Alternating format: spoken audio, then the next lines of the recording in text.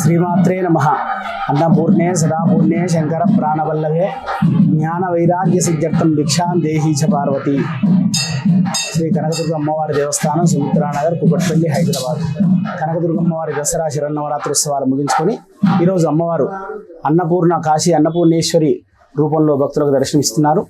ఈరోజు అన్నపూర్ణ రూపంలో ఉన్నటువంటి అన్నపూర్ణేశ్వరిని కనకదుర్గమ్మ వారిని దర్శిస్తే మనకు అన్న పానీయాదులకు ఎటువంటి లోటు ఉండదు. మనకు అన్నదానం చేసే 10 మందికి అన్నదానం చేసే శక్తి అమ్మవారు ప్రసాదిస్తుంది. కాబట్టి ఈరోజు అందరూ కూడా దేవాలయానికి చేసి అమ్మవారి పూజా కార్యక్రమాల్లో, హోమ కార్యక్రమాలన్నీ కూడా దేవాలయంలో జరుగుతున్నాయి. అందరూ కూడా పాల్గొని కనకదుర్గమ్మ వారి రూపంలో ఉన్న అన్నపూర్ణేశ్వరి కృపకు పాత్రులు కావలసిందిగా కోరుచున్నాం.